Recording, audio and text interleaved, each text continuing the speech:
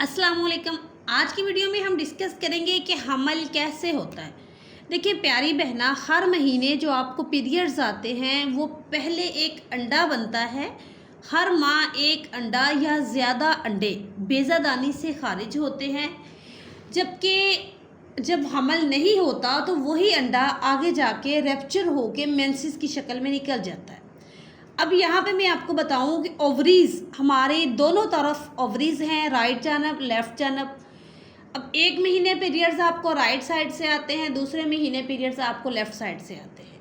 देखिए अंडा एक महीने लेफ़्ट साइड से रिलीज़ होता है, दूसरे महीने राइट साइड से रिलीज़ होता है। जबकि आपको पीरियड्स आए, अंडा रिलीज़ हुआ, कुछ बहनों को तो अंडा रिलीज़ होने की अलामतों का पता हो तो फिर वो पहचान जाती हैं कि इन दिनों मेरा अंडा रिलीज़ हो रहा है।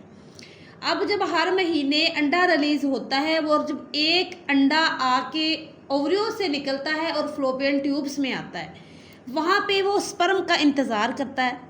अंडा फ्लोपियन ट्यूब में होता है, स्पर्म अंडे से मिलता है जाके, तब जाके फर्टिलाइजेशन होती है। ठीक है। अब इसके बाद फिर बनता है ज़ाइगोट। जब ज़ाइगोट बनता है तो ये हमल का पहला मरहला होता है। इस मरहले में कुछ लोगों के मिसकैरेज होते हैं, बहुत ही अर्ली जिनको पीरियड्स आ जाते हैं, यानी कि पीरियड्स की डेट 10 दिन ऊपर होने के, अर्ली मिसकैरेज, सॉरी पीरियड्स नहीं, अर्ली मिसकैरेज जिनका मैं बता रही हूँ कि पीरियड्स की डेट से एक हफ्ते बाद का ये प्रोसीजर होता है। और जब यहाँ पे पीरियड्स आ जाते हैं आपको पता ही नहीं होता, आप कहते हैं कि दिन ऊपर होके पीरियड्स आ गए, नहीं, वो आपका हमल अर्ली मिसकैरेज हुआ होता है। ठीक है। अब जो हम बात कर रहे थे कि हमल कैसे होता है, जब ज़ाइगोट बनता है तो ये हमल का पहला मरहला होता है।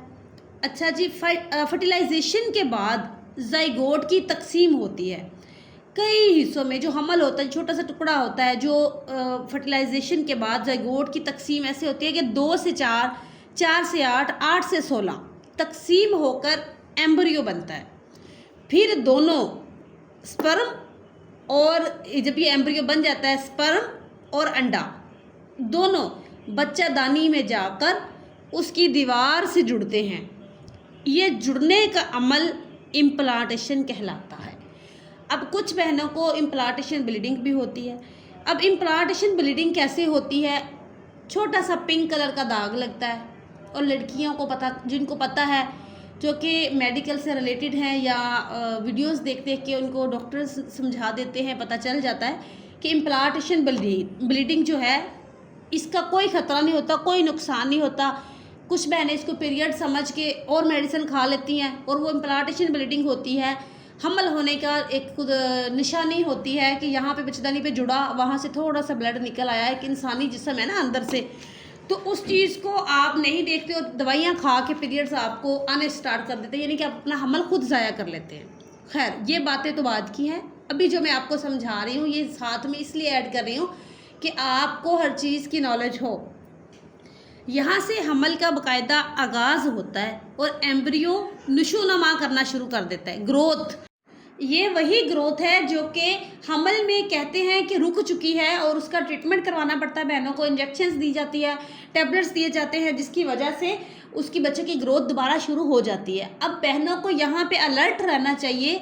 एक तो इम्प्लांटेशन ब्लीडिंग पे अलर्ट होना चाहिए, दूसरा अगर आपको कुछ दिन ऊपर हो गए पीरियड्स आ रहे हैं उसमें अलर्ट होना चाहिए, तीसरा अगर ग्रोथ नहीं हो रही तो उसमें अलर्ट होना चाहिए। इसके अलावा अब अगर फर्टिलाइजेशन या इम्प्लांटेशन ना हो तो अंडा और बच्चेदानी की दीवार माहवारी के ज़रिए खारिज हो जाती है, यानी कि फर्टिलाइजेशन नहीं हुई, इम्प्लांटेशन बना ही नहीं है, ब्लीडिंग नहीं हुई। इम्प्लांटेशन हमल होगा तो इम्प्लांटेशन ब्लीडिंग होगी ना। इसी तरीके से अंडा और बच्चेदानी की दीवार, जहाँ पे बच्चेदानी की जो दीवार होती है, जहाँ पे हमल में जुड़ना होता है, वो हर महीने झड़ती और बनती रहती है।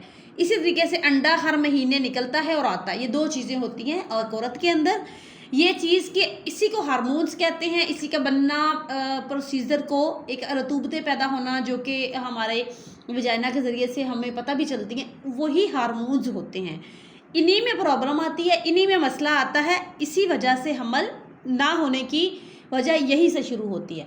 अब इन सब चीज़ों को कैसे ठीक करना है, यानी कि अंडे को कैसे ठीक करना है, फर्टिलाइजेशन, प्लांटेशन, कहाँ पे मसला हो तो क्या करना है, इस टॉपिक पे मेरी अगली वीडियो आएगी। अगर आप इंटरेस्टेड हैं तो कमेंट में बताइएगा कि आपका मसला क्या है, और आपके मसले पे भी मैं इंशाल्लाह वीडियो बना दूँगी।